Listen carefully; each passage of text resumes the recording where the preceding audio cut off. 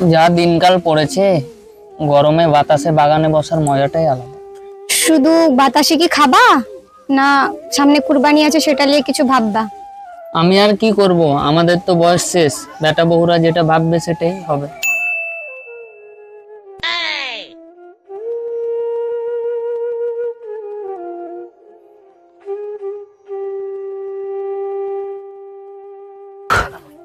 ওদেরকে খুব হাওয়া করলে আর আমাকে করো, খুব গরম পড়েছে।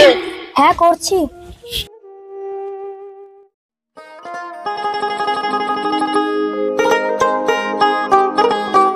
আরে খুব তো জান্নাতি বাতাস খেয়েছিস, তো শুধু বাতাসই খাবি না জান্নাতে যাওয়ার জন্য কিছু কাজ করবি? হ্যাঁ মনে চাচা, কি যে বলেন। রাজগার 2-4টা লে তো। হ্যাঁ আব্বা যাচ্ছি। বসেন মুরল ভাই।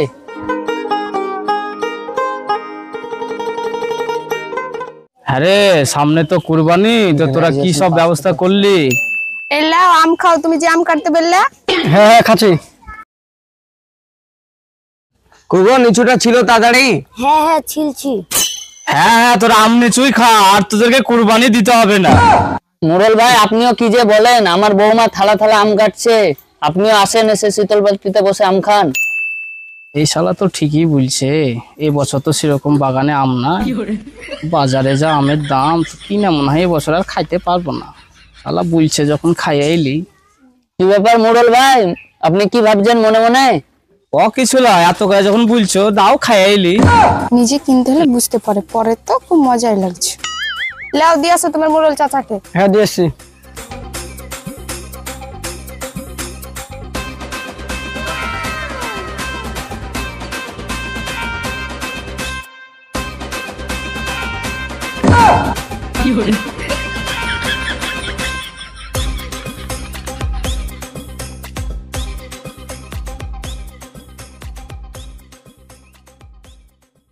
উফ, আম খাওয়া তো হলো, তাহলে খাতা কলমটা নিয়ে এসো, লিস্টটা করে নিই। রিয়া মা যা তো, বাড়ি থেকে খাতা কলমটা নিয়ে আয় তো। হ্যাঁ কাকা যাচ্ছি।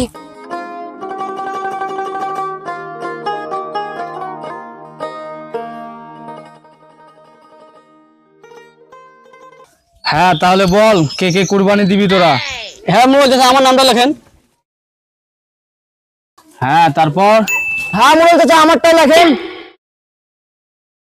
হ্যাঁ হলো। রাকেশ, তোর কি খবর? চাচা আমার তো আগে থেকে একটা খাসি আছে, ওই খাসিটাই কুরবানি দিব। আচ্ছা তাহলে তুই খাসি দিবি, গরু দিবি না? না চাচা। ঠিক আছে, দেখ তো সাইন, হিসাবটা মিলিয়ে সবারই নাম উঠলো কিনা। হ্যাঁ চাচা, সব হিসাব ঠিক আছে। একটা মনে হয় ভুল হচ্ছে। হ্যাঁ রে রিয়াজ, তোর মার কি কুরবানি এবার দিবি না? চাচা আমি তো গত 2 বছর ধরে কুরবানি দিচ্ছি, এবার মনে হয় পারবো না। ওই তো বলে দিল দিতে পারবো না, তো তোরা 2 ভাই কি করবি? চাচা এবার তো আমার পেটের অপারেশন হলো, আমার হাতে টাকা পয়সাও নাই, আমি কুরবানি দিতে পারবো না। তাহলে মেজো ভাই? হ্যাঁ চাচা বলেন। হ্যাঁ রে, তাহলে কি তোর মার নামে তুই কুরবানি দিবি না? তুমি কুরবানি দিয়ে দেখো। চাচা এবার তো কুরবানি দিতে পারবো না, বাগান কিনেছি, অনেকটা লস খেয়েছি, নিজেরটা কোন রকম দিচ্ছি, মায়েরটা তো দিতে পারবো না। বাদ দেন তো ভাই, আমার নামে কাউকে কুরবানি দিতে হবে না। তাহলে বাদ দাও। হ্যাঁ রে রিয়াজ, তুই তো পরপর 2 বছর দিয়েছিস, এবারও তুই দিয়ে দে। না না চাচা, আমি দিতে পারবো না, তাছাড়া কুরবানি পরে আমি বউ ছেলে দার্জিলিং ঘুরতে যাবো। হ্যাঁ হ্যাঁ, দার্জিলিংয়ে ঘুরে বেড়া, মায়ের নামে আর তোদেরকে কুরবানি দিতে হবে না, মরার পর যে জাহান্নামে ঘুরে বেড়াস। তোরা 3টা ভাই থাকতে তোর মায়ের নামে কেউ কুরবানিটা দিচ্ছিস না। একটা কথা মনে রাখিস, তোরা যখন বয়স্ক হবি তখন তোদের ছেলে মেয়েরাও তোদের নামে কেউ কুরবানি দিবে না, তখন তোরা কি করবি? এই কথাটা যে আমি শুধু রিয়াজকে বলছি সেটা নয়, এই কথাটা আমি 3 জনকেই বলছি। তাহলে চাচা এখন কি উপায়? কি উপায়? তোদের তো 3 ভাইয়েরই সমস্যা। এক কাজ কর, একটা কুরবানি 3000 টাকা দাম, তোরা 3 ভাই 1000 করে দিয়ে দে, তাহলে তো হয়ে যাবে, সমস্যা মিটে যাবে, তাহলে তোদের কারোর অসুবিধাও হবে না। ঠিক আছে চাচা, তাহলে তাই করবো। সাইন, তাহলে ওর মার নামটাও লিখে নে। ঠিক আছে মোড়ল চাচা। ঠিক আছে জুবার ভাই, তাহলে এখন আমি উঠি, আরো অনেক কাজ আছে। ঠিক আছে মুরল ভাই, আসেন তাহলে। আচ্ছা। যাক আল্লাহ, আমার কুরবানি সুরাহা হলো।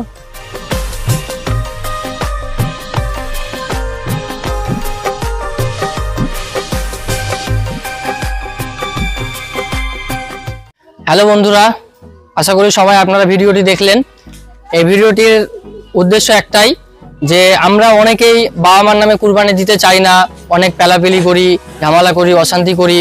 তো সেটা না করে যেন আমরা বাবা মার নামে নির্দ্বিধায় কুরবানিটা দিই এবং একজন নেক সন্তানের অধিকারী হই।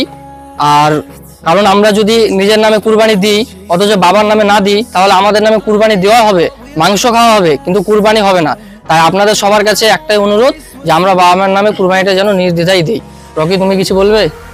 হলো যে আমাদের ডিরেক্টর তো সবই বললো, একটাই তোমাদের কাছে একটা মেসেজ পৌঁছাতে চাই যে একটা কথা সবসময় মাথায় রাখবে যে কি কোনো 10টা কাজ যদি একজনের মাথায় চাপিয়ে দেওয়া হয় সেটা ভারী মনে হয়, কিন্তু সবাই মিলে যদি ওই 10 জন মিলে যদি একটা কাজকে ভাগ করে করে কিছু মনে হয় না।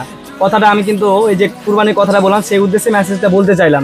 মানেটা অবশ্য বুঝতে পেরেছো তোমরা যে কি একজনের মাথায় যদি না ফেলে দিয়ে প্যারাপেলি করে 3 জন মিলে যদি ভাগ করে বা 4 জন বা যে পরিবারে যতজন আছো তোমরা যদি ভাগ করে জিনিসটা কাজ করো তোমাদের মাথায় কোনো চাপ পড়বে না এবং দেখবে তোমরা সওয়াবও পাবে অনেক। বাবা মার কাজ করা অনেক সওয়াবের কাজ, কাজটাও অনেক সহজ হয়ে যাবে।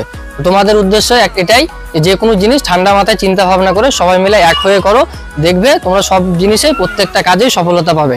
এই বলে আমরা আমাদের বক্তব্য শেষ করছি। Bye bye.